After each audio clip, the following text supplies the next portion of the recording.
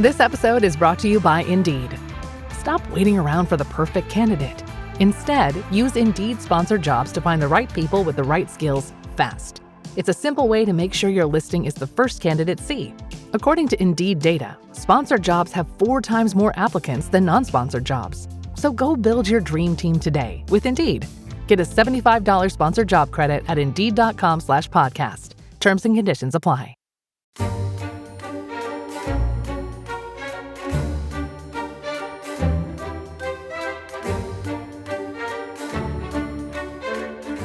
There is only one man who can lead any workers' regime. He lives for your problems, he shares your ideals and your dream. He supports you, for he loves you, understands you, is one of you. If not, how could he love me? So that, of course, was Evita, Dominic, in the eponymous musical by Andrew Lloyd Webber and Tim Rice. And she is appealing to the descamisados, the poor of Argentina, and saying that Perón is on their side. And one of the things that I've really enjoyed about doing the series is seeing the way in which the story in the musical, which is probably the version of Evita's life that most people listening to this will be most familiar with, how it maps onto the reality, but also the way in which Tim Rice, who's such a brilliant lyricist, has kind of used the raw material. So there's a speech that Eva gives in 1949. Basically, it is in prose what those lyrics from the musical are. The opposition says that it is fanaticism, that I'm a fanatic for Perón and for the people, that I'm dangerous because I'm too sectarian and too fanatical on Perón's behalf.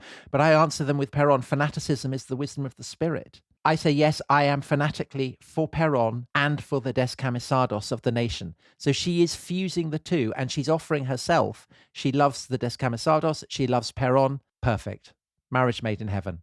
It's why, actually, in other circumstances, I would say your lamentable singing, I would discourage it. But as you know, Tom, I really have encouraged you to sing in these episodes. I mean, I say that in all sincerity. I couldn't get enough of it. You've been begging me to sing. The West End musical, which is melodramatic, and its critics said that of Andrew Lloyd Webber and Tim Rice's work at the time, but that matches perfectly the style of Peronist rhetoric. And her constant talk of love, of martyrdom, of sacrifice, which I think she got from the world of the tango, from the soap operas that she had grown up doing from her teens onwards. I think that gives Peronism its unique flavor. It's that much more than any kind of policy proposals or anything like that. So last time, if you remember, we talked about how Eva and Juan Perón met, how his political career became stratospheric, how there was this great rally on the 17th of October 1945, which was almost like an act of communion between Perón and the masses. Dominic, important to say, has not brought Perón to power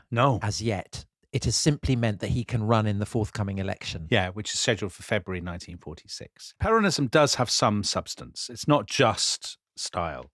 So there's an emphasis on social justice. This is what gives Peronism its name, the creed, justicialismo, which is justicialism, which is kind of impossible to translate in English. It sort of means nothing. There is obviously a very strong nationalistic element to it. Kind of Anglophobic nationalism, would you say? Yeah, definitely Anglophobic. Britain is seen as it's not quite the colonial oppressor, but Britain is the country that owns, the railways, the banks.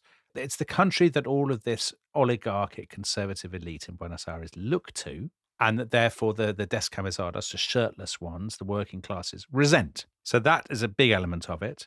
People have sometimes said, is it just Italian fascism? I think we explored some of this in the last episode. And it is in style, but Peronism is also about delivering genuine benefits to the working classes. And I think that makes it different. It's not particularly, although it can be rhetorically very violent, it's not about violence. It's about ritual, spectacle, but also welfare, public welfare. I mean, in a way, Dominic, would you say it's not far off the kind of the trend in continental European politics at the moment, actually, that it's very kind of statist, concerned with what might be cast traditionally as left-wing politics, but with an emphasis on the primacy of the nation and patriotism. It's actually a kind of a program that lots of people looking at our own general election has said is missing, but that quite a lot of people in Britain would quite possibly identify with. I think so. I think it's basically, people often joke, don't they? They say the sweet spot of British politics is to hang child molesters and give loads of money to the NHS. Yeah, and that's basically Peronism. Yeah, there's a bit of that in Peronism. I think you could make comparison between Perón and some of the sort of authoritarian strongmen, Erdogan, Orban, and so on. People who wrap themselves in the flag. They have a client base to whom they give benefits. Fascist is not quite the right word, but there are elements maybe that are similar. And I think Perón absolutely has that. Just to reiterate, the one thing perhaps that really distinguishes it is the quality of emotion. I mean, you could call it histrionic if you're negative or operatic if you're being positive, but it's very, very kind of heightened rhetoric, isn't it? And of course, in the 1940s, a lot of people see this as very suspect. We talked before about the great writer Jorge Luis Borges. Borges is typical of a kind of Argentine elite who think this is Nazism. And actually, the opponents of Perón in the election in 1946, so the socialists, the communists, the radicals, they come together to form something called the Unión Democrática. Their emblem is the Phrygian cap of liberty. And their slogan is for liberty against Nazism. And of course, the man who is spurring them on is the former US ambassador with his excellent name, Spruill Braden, who says Perón is a Nazi, which I think is unfair because I don't think he is a Nazi. I mean, this is something that Churchill had said in the British general election, that Labour would introduce the Gestapo. Now it's happening in 1946 that people are accusing their opponents of being Nazis. I mean, this is obviously a tradition in the post-war democratic world that will run and run and run.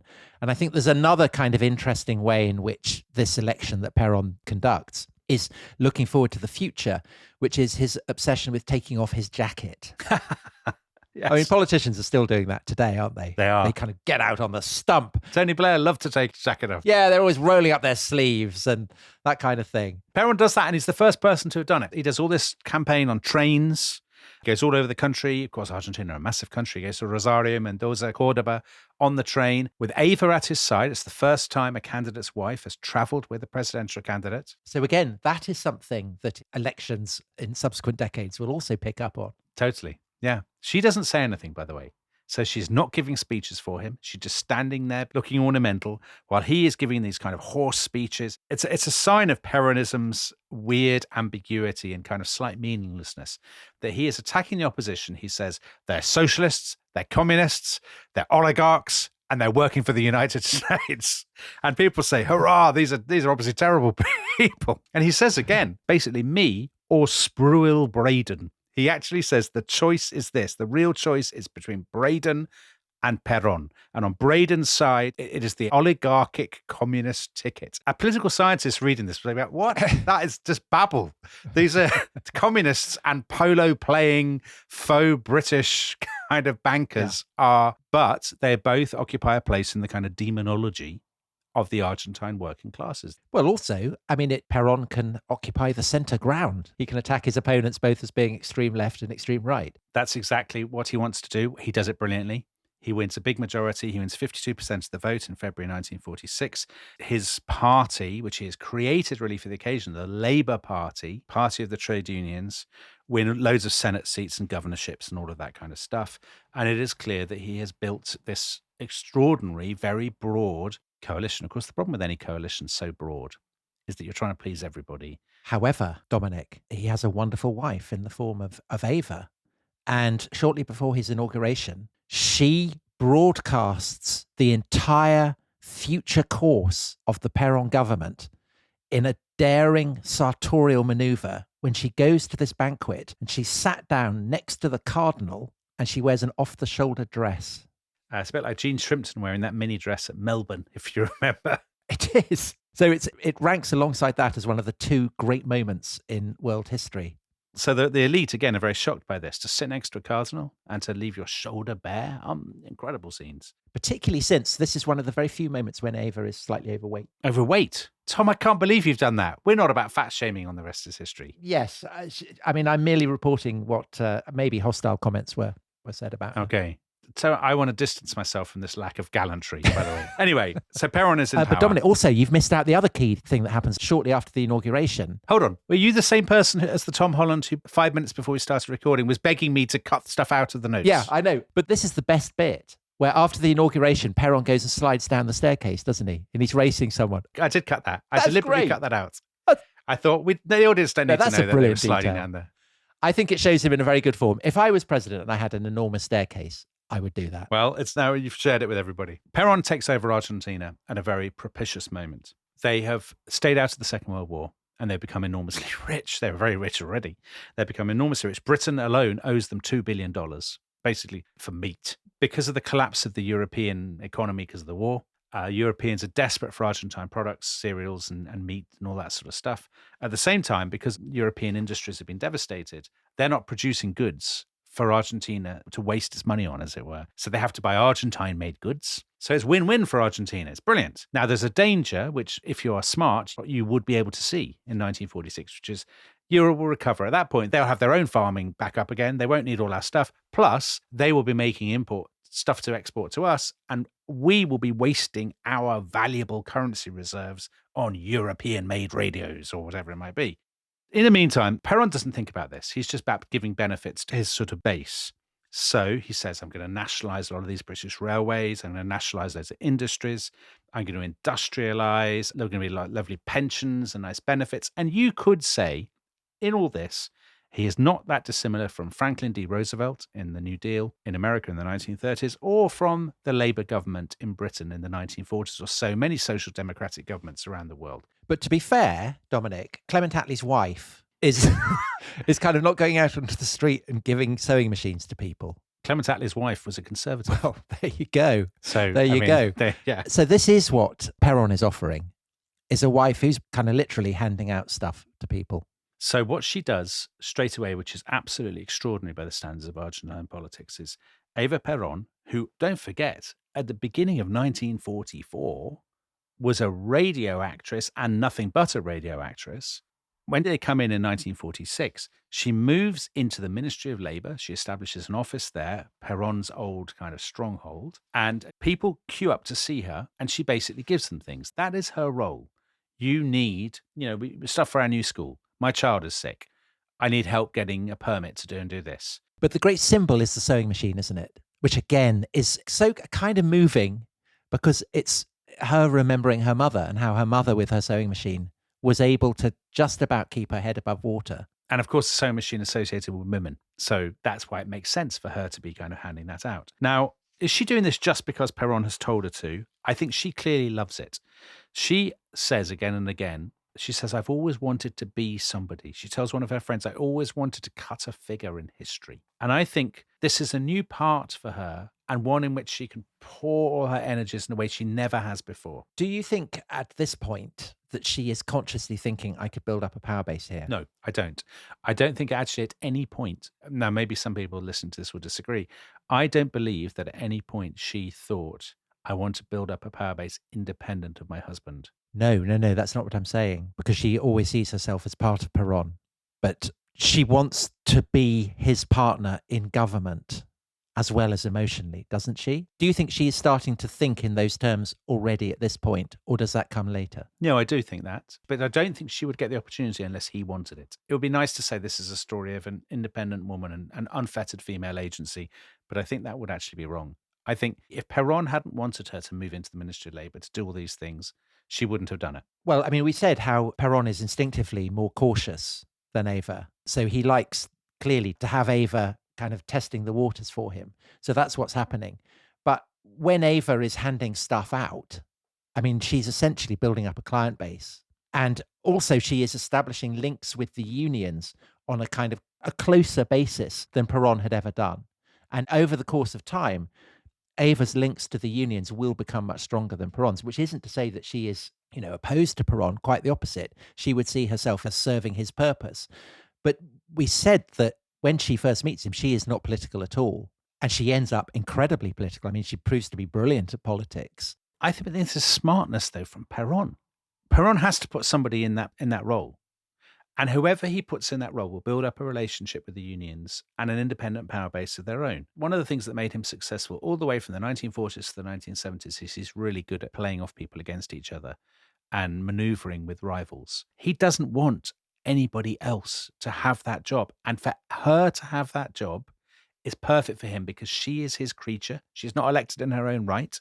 She's no threat to him. So great. And I think the one other thing about that, Tom, is that by putting her there, she is the symbol, she is the personification of what he's trying to achieve, which is the uplift of a working class migrant to the city. Right. And so that kind of working class accent with her kind of salty vocabulary that she's picked up in the slums of Buenos Aires and which her acting patrons had urged her to get rid of, now becomes an incredible advantage, doesn't it? It does. If you listen to recordings of her voice in the Eva Perón Museum in Buenos Aires, I have to say, if you ever thought American Presidential Library Museum was a little too hagiographical, go to the Perón Museum in Buenos Aires and you will see them in a very different light, because it's basically like you're trapped inside a massive vat of Eva Perón flavored treacle.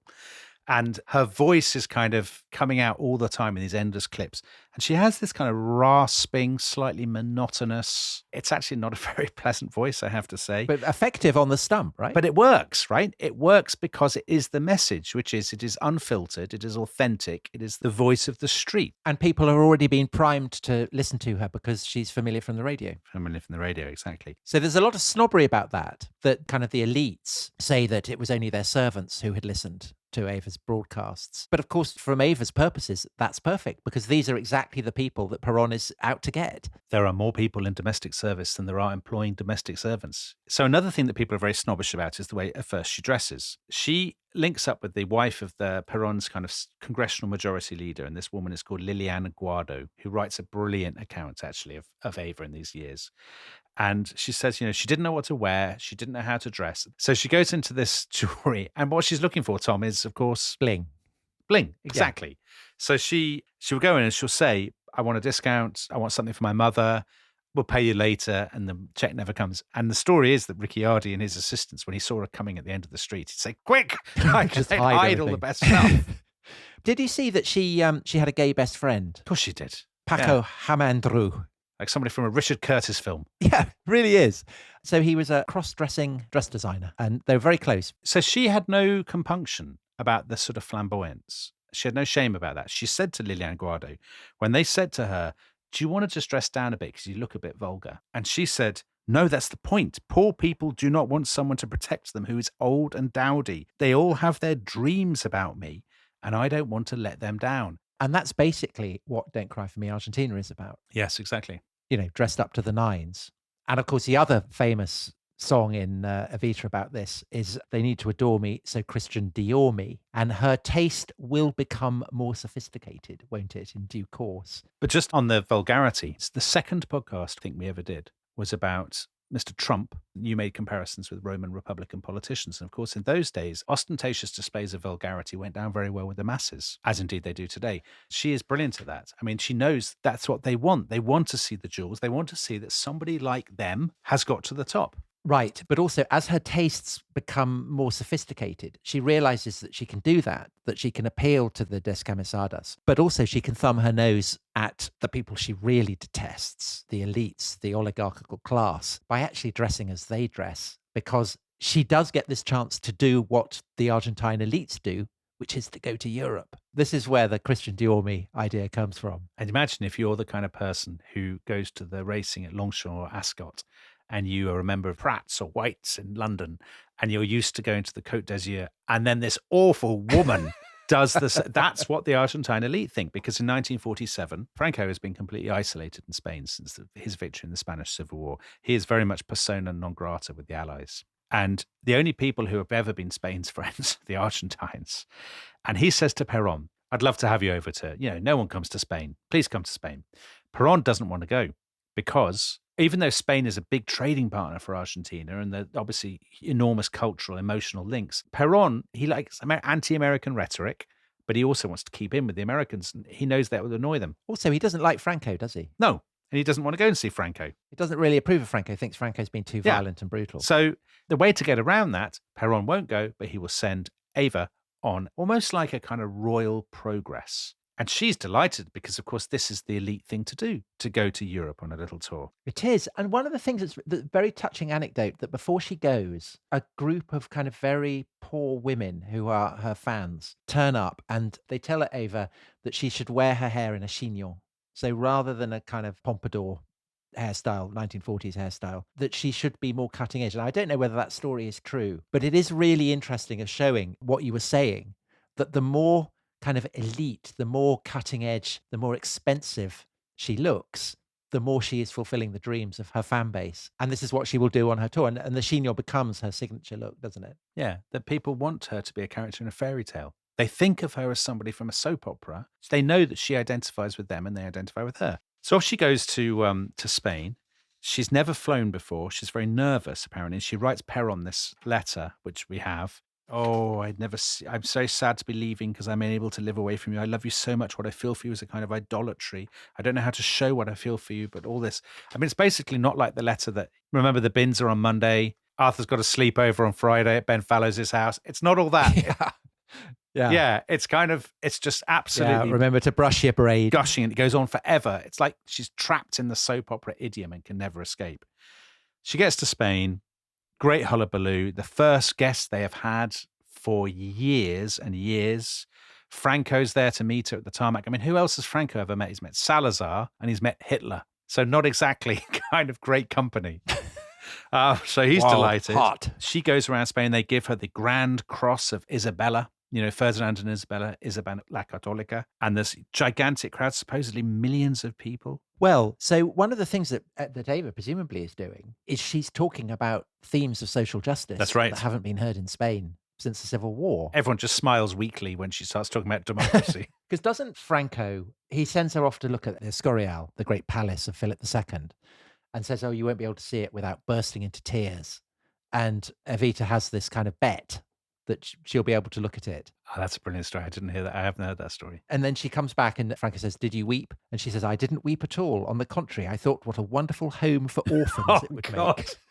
I have to say, I wouldn't want to be, I'll be frank with you, Tom, I wouldn't want to be sitting next to her. I'd find that very tiresome.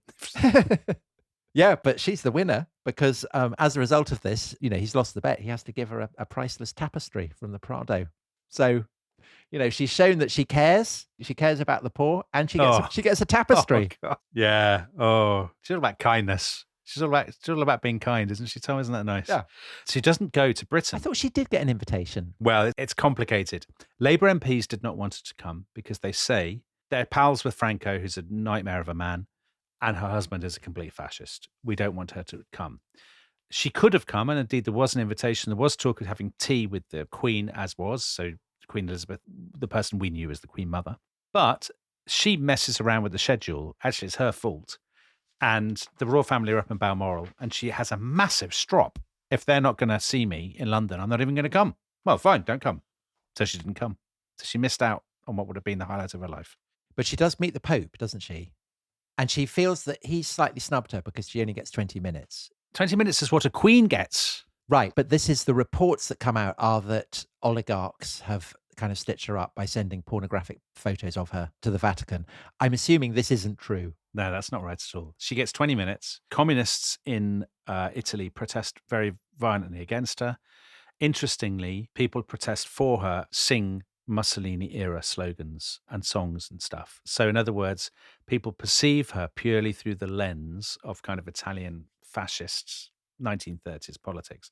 Well, also, her treatment is a lot less effusive than it had been in Spain. Definitely. So she wouldn't like that. No. But in Paris, it's a bit better. Various, people in the French government go all French over her, kiss her hand, praise her beauty. Yeah, kind of lizardy. And she shacks up with Christian Dior. When you say shacks up, I mean, she wears his clothes. But what I mean by that is she leaves her measurements with him. I mean, Tom, you've left your measurements with her. Well, I'm wearing Christian Dior now, so people who are watching this on YouTube. Did you shack up with Christian Dior? In a sense. I'm wearing it in Evita's honour. And I can't believe you're telling people what you're wearing. Well, it's what it's all about, Dominic. It's all about fashion. He said that he had only ever designed clothes for one queen, and that was Evita. Oh, did he really say that? He did. Yeah, he did. I'm very suspicious of all that. One last bit. She goes to Switzerland. Everybody afterwards says, she obviously went to Switzerland to put loads of stolen money in a Swiss bank account. And as her excellent biographers Nicholas Fraser and Marisa Navarro say, there are many more convenient and less conspicuous ways of depositing money in Swiss accounts than meeting the Swiss foreign minister and being shown around a watch factory. So, yes, it might be a double bluff. Could be a double bluff. She comes back to Argentina. The Argentines are delighted. She has made a kind of regal tour. She's the queen of hearts, all that kind of. They call it the Rainbow Tour. The Rainbow Tour. High flying adored, Dominic. Yeah. Interestingly, actually, The Observer, British paper, I think is quite good on this. So it says this was an exercise in glamour demagoguery. And I don't think they're really wrong. Now, she was accused, I think in Spain, of giving a fascist salute when actually she was just kind of waving. And the Observer said, to us, the fascist salute means a nightmare that happened. But to Senora Perón, it evidently seems just a gesture in a great show, the theme of which is, poor girl makes good and is beloved by one and all forever and ever. And the Observer says that very scathingly. But of course, that is the plot of the musical, of the film, and of Evita's life in her own mind, isn't it? Poor girl makes good and is beloved by one and all forever and ever. But is it? Because actually, the kind of the take on the film is pretty hostile to Evita. I mean, this is why Evita is such a polarizing figure. There are people who completely adore her, and there are people who see her as the most monstrous person imaginable. You know, that's why she's so fascinating as a political figure. Yes, exactly. So I think it's fair to say that when she comes back from her European tour, she's a figure of even greater glamour to her admirers in Argentina than she had been before. And she's a figure of immense interest to people around the world. I mean, I would say that she is on her way to becoming the second most powerful person in Argentina. And, you know, by far the most powerful woman in global politics. So when we come back after the break, let's look at how she does this. Basically, what she does as Evita rather than Eva. This episode is brought to you by Rocket Money. Tom, we often talk about how to organise our finances. I'm very conscious that I'm paying for a lot of mad subscriptions. And there's one thing that we've talked about often on this show. It's the thing that we probably hate more than any other, and it's a hidden fee. I would love to get my finances under control. There are all these things piling up on our bank statements, and I think I need to fix this problem. I need to sort this out and to stop this. I mean, my finances are so chaotic that I need this app. So I'll tell you what it is. It's called Rocket Money. It's a personal finance app that helps find and cancel your unwanted subscriptions. It monitors your spending and it helps to lower your bills so that you can grow your savings. With Rocket Money, you can track all of your subscriptions and you can easily cancel within the app with just a few taps, saving you time, avoiding charges. And you can also set budgets and goals and get personalized insights and regular reports to track how you're doing. They will even send you real-time alerts for large transactions, upcoming bills, refunds, and even low balances. So let Rocket Money help you reach your financial goals faster. Join at rocketmoney.com/ishistory. That's rocketmoney.com/ishistory. rocketmoney.com/ishistory.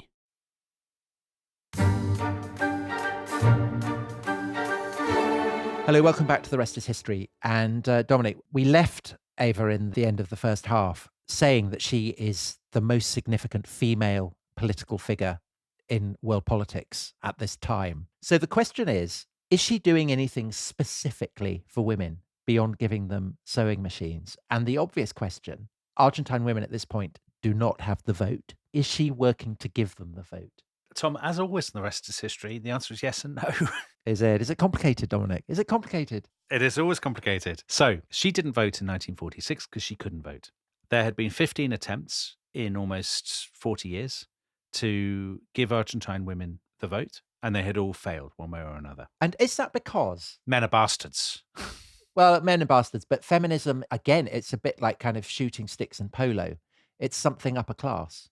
It's something that is associated with the elites. It doesn't seem to have had kind of deep grassroots fervor. I definitely don't think it has grassroots fervor. I think you're probably right. I mean, that's obviously the case in lots of places, that suffrage campaigns are led by generally quite well-heeled women. I think Argentina is, I mean, I don't want to just degenerate into kind of national stereotypes, but it's the land of the gaucho. It's a land of very kind of masculine machismo and so on. But if feminism is seen as something that is the kind of the property of the elites, and Evita will always deny that she's a feminist. So in her biography, which, you know, may have been goes written for her, but clearly is expressing her sentiments. Yeah.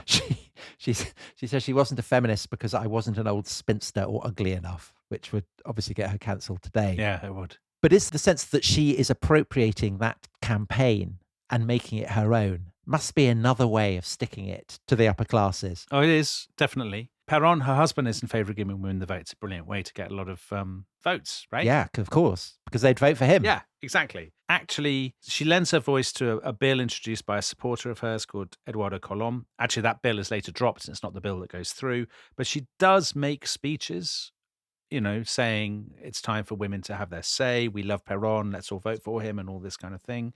So she's a sort of supporting player, I suppose. What she does that is much bigger than that is actually setting up a women's party. So it is, of course, it's again this double-edged issue. It is a Peronist women's party.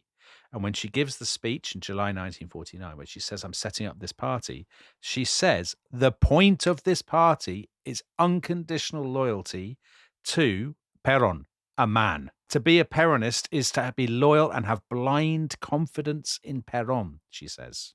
Yeah, and she says of her own role, I have been nothing more than the bridge I desire to be between the workers and the general, which again is not very feminist. No, I've seen this in her autobiography again. No woman's movement will be glorious and lasting in the world if it does not give itself to the cause of a man. So that sense of self-sacrifice is obviously a huge part of her kind of personal mythology. She's never happier than when she's sacrificing herself for something. And I think she genuinely thinks that is a woman's role in society. Okay, but so women's suffrage is passed. But the other thing that she's doing, which we were talking about in the first half, is that she has this kind of program of relief, of basically giving people stuff. The emblematic thing that she gives out is a sewing machine, because thereby women can have autonomy, they can have independence, they can make more money for themselves. And of course, she understands this to the depths of her heart, because that had been true of her mother. And of course, she'd been a working woman herself, right? When she was an actress. Of course. In that sense, I mean, that is a feminist program, isn't it? Giving women the chance to stand up on their own feet. When we started this series, in the very first episode, after you sang that extraordinary song at the beginning, we talked about Margaret Thatcher going to see Evita in the late 1970s. Margaret Thatcher never called herself a feminist, distanced herself from feminism, but was a working wife who clearly blazes a trail for other women to follow. And I don't think, obviously they're very different, but there's a slight element of that here. But yeah, they are very different, but both of them are kind of publicly committed to the notion that women should have the chance to improve themselves, to advance themselves, to rise up in the world. Both of them, coming from very different political standpoints, are very keen on that. And I wonder if that is a part of what makes them such iconic figures. Well, it definitely pays off in Argentina. Perón does really, really well with women in the next election. And the Peronist Women's Party is probably more committed, more vital, more dedicated than the men's.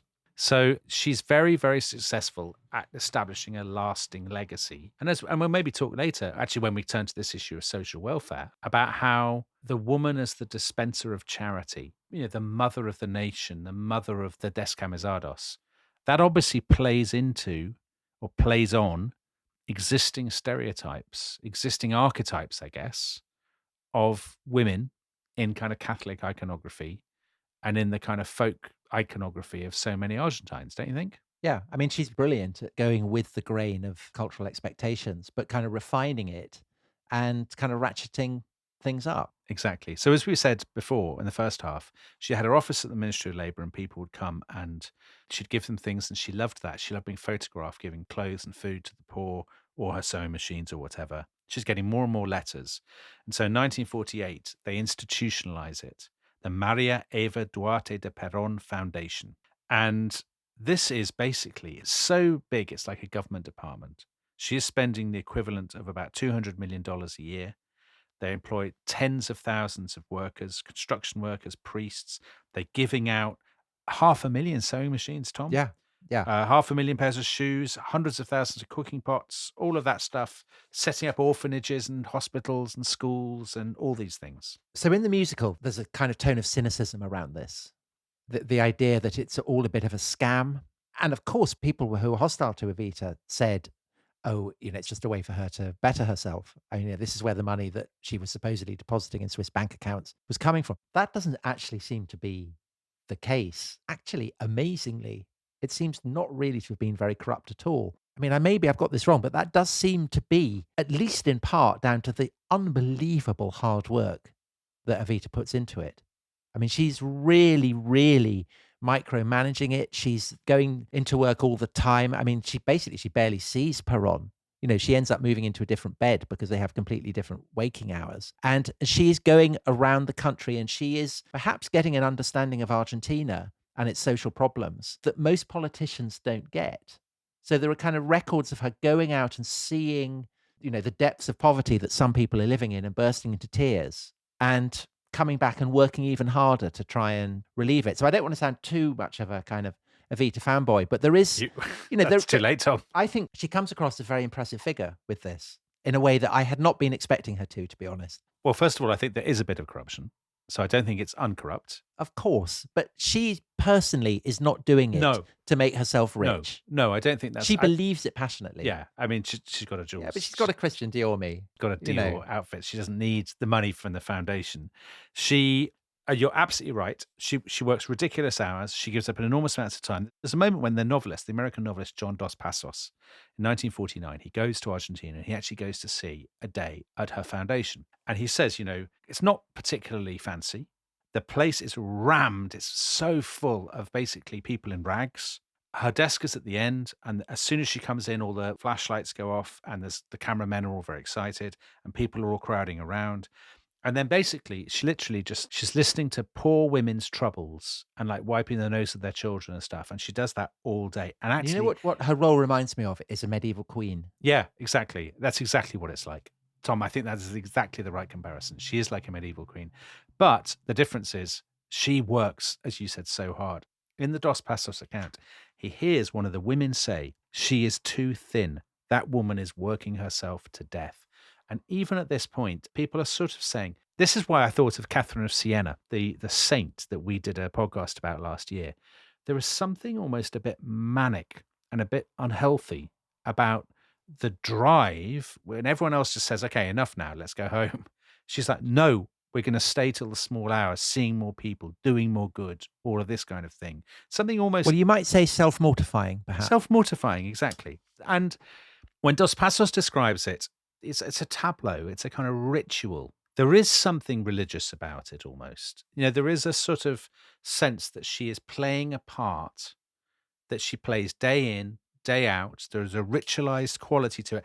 And she even has a new outfit. So she starts to dress like a kind of a nun, wearing black suits, looking more and more gaunt. She sweeps her hair back, so no more of the sort of piled up hair. And she looks austere and serious and dedicated. And of course, the other thing that we've alluded to before is people will come in with open wounds. They're filthy and they have open wounds. They maybe have leprosy or they have some skin disease or whatever. So that's very much the part of a saint. I suppose she is absorbing into herself all kinds of archetypes that have an incredible cultural resonance. Right. And obviously these archetypes are ones that, you know, I mean, she's bound to draw on because that's part of the culture that she comes from. So she always said she wasn't a candle licker. Yeah, oh, totally. Right? Yeah. So she wasn't a kind of, you know, she wasn't a church-going Catholic, but she clearly is very Catholic. Her impulses, her concerns. I mean, I agree that the comparisons with Catherine of Siena are kind of intriguing. And the emphasis, that even the rhetoric that she uses, so it's not just in the soap operas. One of the accounts, I think it's Joseph Page's book about Perón, he says, it seems sometimes that the aim of the foundation under the Peronist regime was not so much the construction of public works as the generation of emotion. And this constant emphasis on love, must be a very Christian word. An American reporter said, in Argentina today, it is love, love, love. Love makes the Perons go round. Their whole act is based on it. They are madly, passionately, nationally in love. They conduct their affair with the people quite openly. You know, that again, that sense that she's constantly talking about love in a way that politicians, you know, they don't do because they sound a bit weird. But churchmen do, or saints do. And it's the love, I suppose, most obviously of the Virgin for sinners, for the poor, for the sick, for the suffering. And Perón is kind of cast as a godlike figure. She can play the role of the mother of God. She can. Have you seen the nicknames that people gave her, the titles? The Lady of Hope, the Mother of the Innocents, the Standard Bearer of the Descamisados, and the one that you mentioned, the Bridge of Love. I mean, all of these are obviously coming out of a society where Catholic... Yeah, that's saturated in kind of Marian devotion. Marian, yeah, exactly. She casts herself quite freely as the high priestess of a cult. She says, sometimes I think that Perón is a man who she sleeps with. She knows Perón is a normal person, but she says, I sometimes think that Perón ceased to be an ordinary man and became an ideal incarnate. Well, he does leave flowers on her pillow. He does, but I don't want to give anything away. But I mean, I don't think my wife would say that of me, that I was no longer... Yeah, but you're not Perón, Dominic. No, I was an ideal. I don't even believe, Tom, that your wife would say that of you. Yeah, but equally, I am not the helmsman of my country. Would Sadie say of you, Perón is everything. Tom is everything. He is the soul, the nerve, the hope, and the reality of the Argentine people. There is only one man here in our movement with his own source of light, and that is Perón. We all feed from his light. I mean, if somebody said that about me, I would call the police. I would find that very disturbing. But you are, I think it's fair to say, very much not a Peronist figure. Right, thanks. And I mean that as a compliment. In the most positive way. Right, absolutely nice. As a compliment. Yeah, thank you. Because obviously it's not, I mean, it goes back to what we were saying earlier, that Perón is role-playing, he is self-aware, that he can kind of see the humorous aspect of this. Yeah. And that Evita doesn't. Totally Evita takes it all absolutely seriously, is not remotely cynical and really believes it. And that's obviously very, very potent because she brings the sincerity and Perón brings the calculation. Yeah, I think that's exactly genius combination. I think it's a brilliant combination. I think you're absolutely right. I think it's one thing that her critics said the Borges type people got wrong. They saw her as purely cynical. And I mean, Borges is always making jokes about her being a prostitute and stuff and saying she's just a cynical arriviste and stuff. Actually, I think she genuinely believes in her message. She couldn't play that part for so long with such dedication. Completely. And drive herself literally into the grave, as we will discover. Be seeing. So actually, just to sort of step back a bit from Eva and talk about the regime, these have been so far quite good years for Argentina. They're making tons of money from selling all their stakes to Europe. Most people are better off than they have ever been. And the government is giving people more benefits than they've ever had. So pensions, and they're building orphanages, they're building schools, they're doing all these kinds of things. Perón is not at this point, he's just not a dictator. He has been elected in a popular mandate in what everybody agreed was a fair election. He has a majority in the Congress. The Congress is passing laws. However, I think there is a sense as you get towards the end of the 1940s that he is moving in a direction that actually today in the 21st century is very familiar, what you might call a sort of Erdogan direction. So elective authoritarianism. Exactly. So if you're one of his opponents, you're not shot, you're not put in prison. You know, no one inserts a cattle prod into you or any of the things that are later very familiar. But you might get sacked from the National Library. Like Borges. Which is what happens to Borges. Yeah, exactly. And sent off to become a poultry inspector. Exactly. Or, I mean, the famous thing... Even though he's blind, they do is, he must have been a terrible poultry inspector. Is at the Jockey Club, the fancy gentleman's club, Peronists set up a fish market right outside, which is very annoying, obviously, for all the people in their nice suits who are going in for a little digestif or something. There's also occasionally when upper class protesters get arrested, they are deliberately locked up with prostitutes. Yeah, exactly, that kind of thing. So it's sort of humiliations rather than anything more serious. But if you're a critic of Perón's government, you would say, look, there are actually some quite disturbing signs. So as time goes on, as so often the way, he's getting rid of some of the more independent-minded people around him, which he does. He purges the Supreme Court. The old guard are disappearing, being replaced by people who are slavishly loyal. Opposition newspapers, the most famous one is a newspaper called La Prensa, which is a kind of patrician elite newspaper. They are being taken over. And there is also something that I think is quite ominous, which is a law of disrespect. You can be imprisoned for 3 years for insulting the dignity of public figures. This is an old law, and there used to be a defense that you could say, but what I'm saying is true. And now that is taken out. So even if what you've said is true, it is no defense. And that seems very Putin's Russia to me. Yeah, that is. It's also good news for Eva's family, isn't it? Because Juan is still very much on the scene. Yeah. And he's drinking deep. And her mother has become a massive gambler. Yeah. And there's a government official whose job is to keep her in chips. So, I mean, that's obviously less sinister, but it is, I suppose, a marker of the fact that even though Evita is flogging herself into the grave, handing out sewing machines, she is not averse to a bit of, on the side, a bit of corruption helping her family. The regime is becoming more and more corrupt as it goes on, as is inevitable with that kind of regime. And of course, when Argentina is doing very well, no one minds, no one cares. As soon as things start to go badly, which they will in the 1950s, people will start to worry about this corruption. It will become an issue. Now, until Juan Perón, there were term limits for Argentine presidents. Under the constitution, you could not run for 2 consecutive 6-year terms. Perón and his sort of lackeys in the Congress, they amend the constitution so he can now run again. And as we enter the 1950s, there are the first whispers that not merely is he going to run again, but as his vice president, as his running mate, he will pick Evita, his wife, priming her to take over at some point when he is gone. So there's that. And then January 1950, the 9th of January, she goes, with all of these rumors swirling around, she goes to open in a district called Avellaneda, a suburb of Buenos Aires. She goes to open a new headquarters of the Taxi Drivers Union, which is one of these unions that they have set up, one of their kind of client unions.